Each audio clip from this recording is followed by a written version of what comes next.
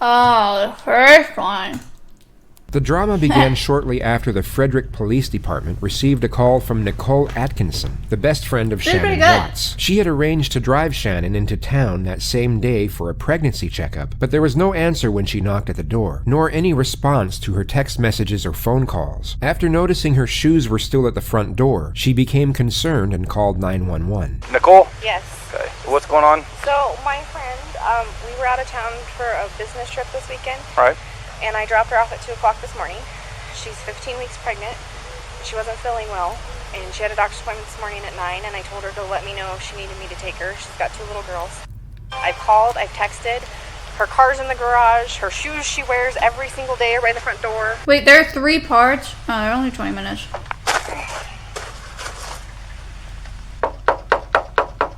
How you doing? You seen your neighbors today? No? Okay. Good night, Simpson. Thank you for the subs What's today. Chris's phone number? Chris's phone And the number donut. is... Hey, Chris, Officer Coonrod for the police department. Pretty good. So, do you have any idea where your wife is? Right. What my concern is her car's here. They're saying she is diabetic. I don't want her... If she's upstairs and can't respond. Okay. About how far out are you? Okay, alright. He said like 5 minutes. It's not a sure sign of guilty conduct, yet the fact that Chris made the officer wait for his return would have most likely alerted some minor suspicion. In normal circumstances, a husband receiving a call from the police saying they were concerned about the safety of their pregnant wife and children, in most cases, would have given them permission to immediately kick the door down. True. It's a truly somber awareness to know that the man stepping out of the car had only a very short time ago dumped his infant daughter's bodies into an oil tank and buried his pregnant wife in a shallow Oh, wait, grave. this is this guy? Scott, how you doing? How's it going? So this is the only vehicle she would have?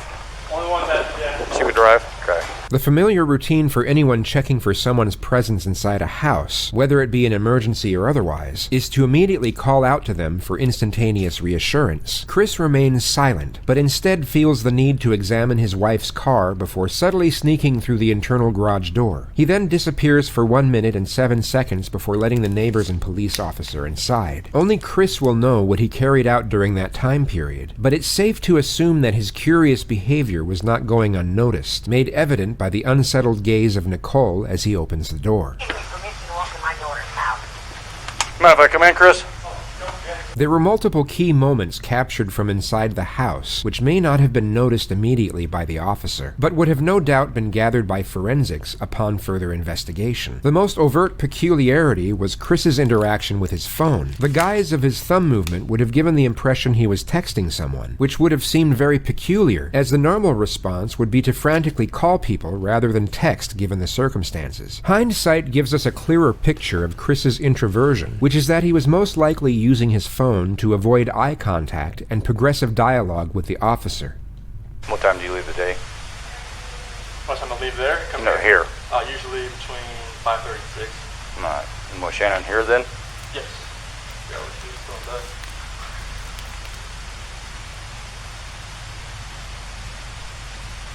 Does she usually watch the kids, or you have daycare watch them? Or? She usually watches the kids if they're not at school. Okay. You guys have any kind of issues, marital issues, or We're going through separation. you are? And how's that going? Wow. Civil. Thank you for the 6 barter? months.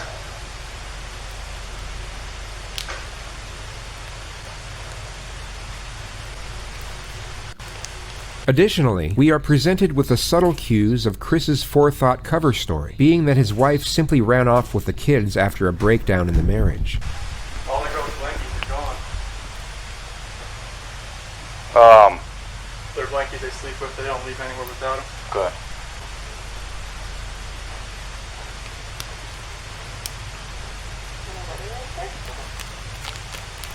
There's only one stand next to her, so there's picked up, cut her hair. The rest of Chris's conduct could be analyzed and dissected in various ways, and it would be easy to pick at certain oddities in body language and link them with signs of guilt. Yet, without the hindsight we have now, his behavior could just as easily be linked with an innocent man who is understandably concerned and frantic over the disappearance of his family. His very conservant neighbor, however, had the perceptual advantage of knowing Chris on a semi-personal level, and could analyze his kinesics in a far more accurate manner than the police officer. You just want to go talk to him? I'm going to get his info real quick. No.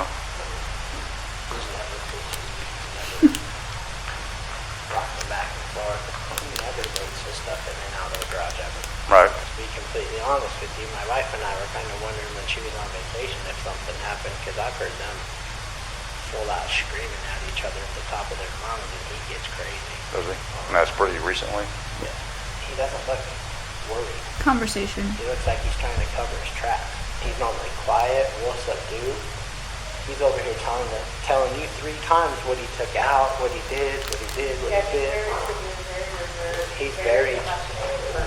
He never talks. So the fact that he's over here blabbing his mouth makes me kind of suspicious. This was just after the moment he had shown both Chris and the officer his surveillance footage of that same morning, capturing only Chris leaving the house after loading multiple unidentified things into his truck. Yeah, we can pick up cars coming this way. I get anything coming this way and making this turn. Not too far. And usually at night I pick up the cars pulling a your turn. So unless they pulled right here, but I would have caught her walking out. Although not fully incriminating, as Shannon and the kids could have left through the back entrance, this was an extremely detrimental piece of evidence, and would have no doubt been extolled by forensics and made Chris an immediate prime suspect. The following day, Chris, for some bizarre reason, agreed to be interviewed by 2 separate news stations, where he came across as extremely unimpassioned and detached from the alarming nature of the situation. Like, when I got home yesterday, it was like a ghost town. Like, she wasn't here. Kids weren't here. I have no idea like where they went. Right now you got K9 units, the sheriff's department.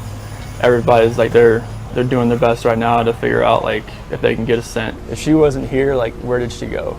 Like once I got here, it was like, all right, who can I call? I called her 3 times, texted her about 3 times just to say, you know, what's going on. Like if she's vanished, like I want her back so bad. I want those kids back so bad. Right now I don't even want to just like throw anything out there. Like I hope that she's somewhere safe right now and with the kids. Last night I wanted that knock on the door. I wanted to see those kids running, just barrel rush me and just give me a hug and knock me on the ground. That's why last night was just horrible.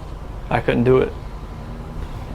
I'm hoping that somebody sees something or somebody knows something and comes forward. Shanann, Bella, Celeste, if you're out there, just come back. Like, if somebody has her, just please bring her back.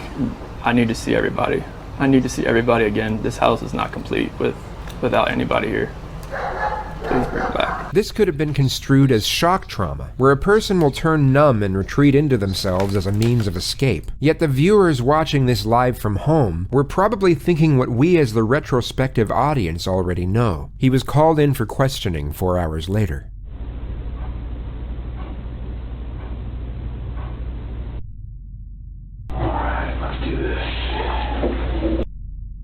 Somebody saw something. Somebody knows where these kids are. And I keep saying kids, I'm sorry, the kids in your life.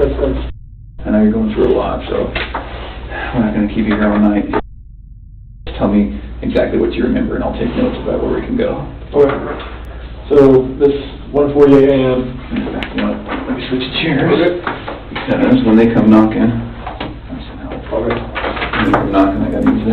one of the oldest and most commonly used techniques is for the interrogator to sit between the door and the suspect. This is for the purpose of heightening the feelings of isolation and dependence. It's an indirect subliminal message, letting Chris know that the only way out of that room is through the detective. It's an excellent tool for stripping away confidence, thus increasing the telling signs and body language when information is fabricated.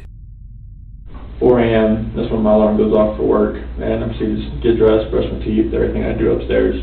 Okay. About 4:15, that's when I get back, slide right into bed next to her, and start having a conversation with her about having the house up for sale, and talking about actually proceeding with the separation. Okay. And obviously it gets pretty emotional, like we're talking about, we felt the disconnection was there, like falling out of love, and trying to stay together, maybe just for the kids' sake, but we're realizing that doing like our homework, it's not, most of the time that's not going to work. Yeah.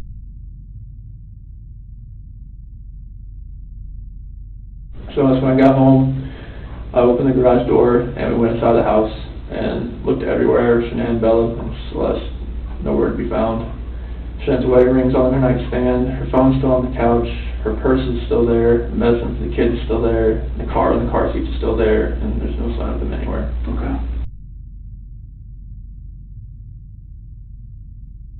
I was just hoping that, left all the lights on in the house, I was hoping that I'd get a knock on the door, but Yeah, nothing happened. Yeah, but nothing happened. This guy's only messages in my chat are, "You're loud and really boring." I'm muted, bro. What do you think happened? At first, I really thought maybe she was just at somebody's house, just decompressing. Just blowing off steam? Yeah, but after today, like with the onslaught of all Whoops, the cars, sorry. all the police cars, all the news, all the canine units, it's making me lean the other direction about someone took her. Okay. But it's just,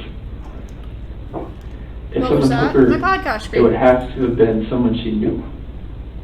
Because there's no sign of anything like being disturbed, broken. Mm-hmm. But like that's the way I'm leaning now. At first I thought for real she was just decompressing somewhere. Wait, could you ban him? I I forgot thought she was to. safe, even though everything in the house was left there. But now it's just after the day with the news crews and everything, it feels more the other direction, and it's freaking me out.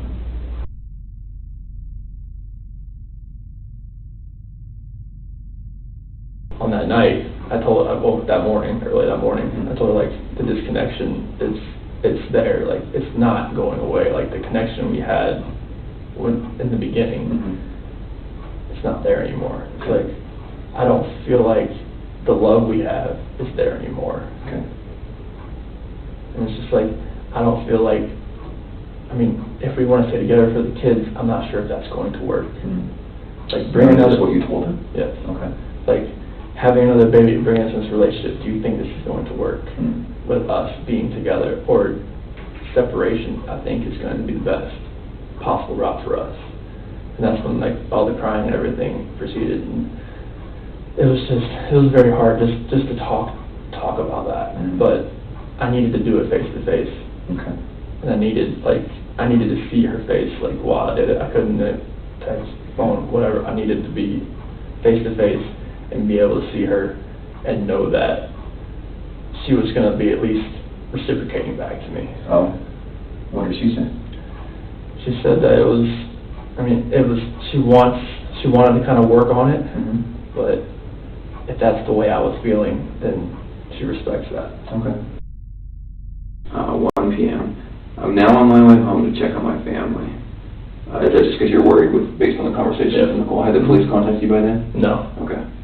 2, I arrive, sorry, go ahead. But Nicole said she was probably going to call the cops. Okay. All right. Now, so it sounds like Nicole's pretty worried. More worried than you.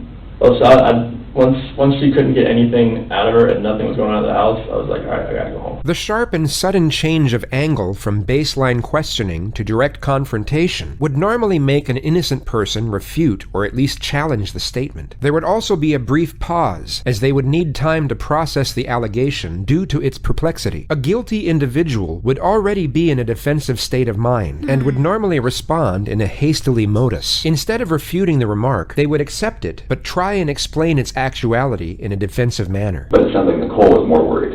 Yeah, because like if she doesn't text me, like I understand that, like sometimes that happens. Okay. But for her not to get back to her direct sales group, that was very unorthodox. Okay. So then they're at home.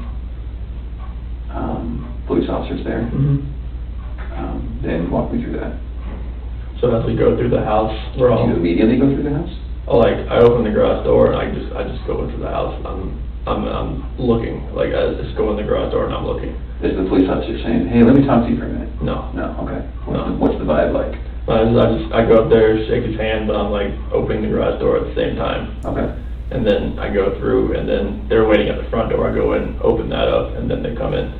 Oh, so they didn't go in the garage door with you? Okay. Well, they went in the garage. They didn't come in the way I did. All right. So then everybody goes in. I think that was at 4 o'clock. That's when, because the officer had went over to the neighbor's house to see if he saw anything, and Whose idea was that? I think it was the officer, because Okay. he just went over there. And then that's when the neighbor called him back over to show him he had some stuff from the other night. Okay. Just show him like whatever he had, and that put motion on it. Okay. 4 p.m. Police check neighbor security footage and question them as well. Okay. Have we talked about that? Is that where we're okay? That's where we're at. Anything else about that? No, I mean, it just shows Nicole dropping her off, but her not walking up, and it shows me loading my truck up at the time that I told you I left. Okay. Can we talk about something that's kind of hard to talk about? So when I work investigations like this, I have to keep an open mind on everything. Okay. And part of keeping an open mind is listening to you talk about your wife and your marriage. And the day she goes missing is the day that you guys have marital discord. Okay. So you can understand what I'm thinking about you. Yeah. What do you think about that? Makes me sick to my stomach, honestly. Like, I know, like, I've talked to a few of my friends, is like, you know, this does not look good on you. I'm like, I know. It's like, if people knew that we were having marital issues, they're gonna look at me, especially with the way everything looks. And it honestly just makes me sick to my stomach, because this is something that I would never do. Keep her cool. Thanks, Vic. Ever. I know, like, you have to look at every vantage point. This is something I would never do to my kids or my wife. At all.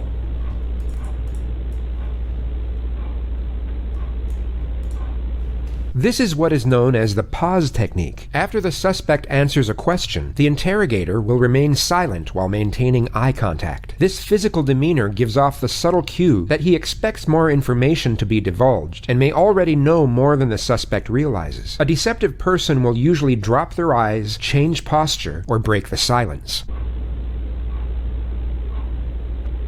I'm not sure, like, what I could do, like, to make people believe that, just because if they knew we were having marital discord, they would automatically look at me.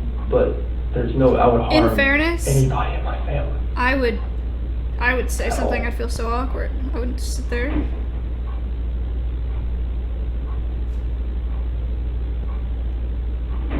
I know we were having marital discord, and we had that conversation that morning, and then she goes, we have no idea where she is.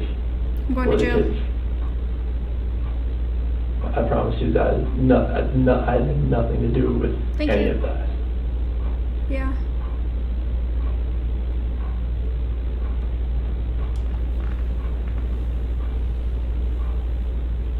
An innocent person would be offended. Oh my god, I'd be so offended. True. Why should I believe you?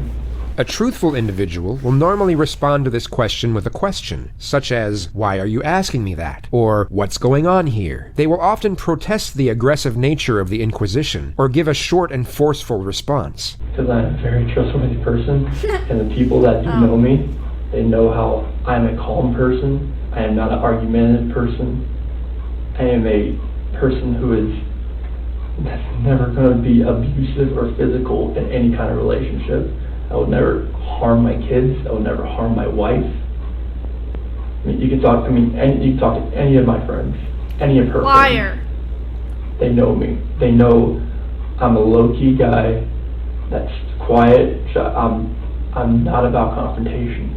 I'm not about anything that elevates to that level. Imagine murdering your pregnant wife I and mean, two young like, if daughters someone and saying yelled you're a at me, low-key screamed at guy. me, I just take it, and I just try to get it by the wayside and get it back to where it's just a cool conversation, to where, like, none of that gets to that height, because I am not that person. I've never been that person.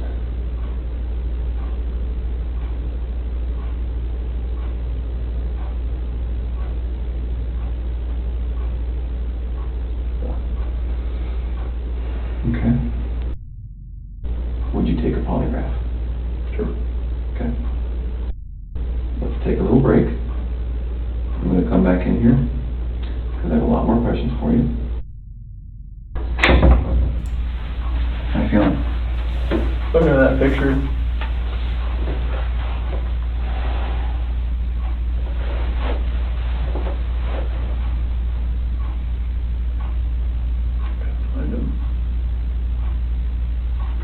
God. Coincidence? That call was a robot saying that there is an arrest warrant Celeste, out for my name. she's Rampage. Because she's always the one that there was suspicious activity got on my hold. cards She's always account. the one that's just They're like, like, due to the suspicious activity, all- there is you now an either go arrest or warrant out sleep. for your name. Please press she's 1 always to the one talk to growling. someone. She's No, always thank you. she's the tiger. Bella, she's the calm, the mothering one. She's the one that's always. Sounds "You about okay? right to me. You okay, you fine, okay. She's just the sweetest little girl. She's the one that favors me more, and Celeste is the one that favors Sinan more.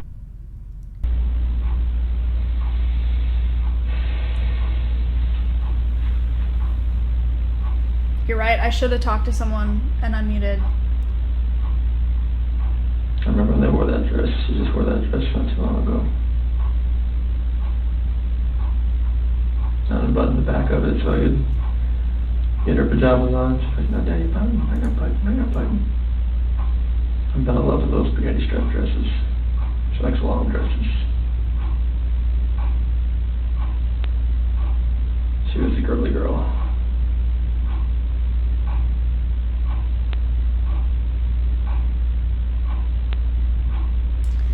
He said was.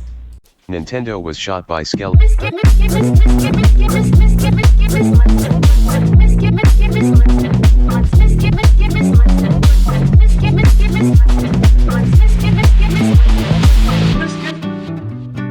I get better content.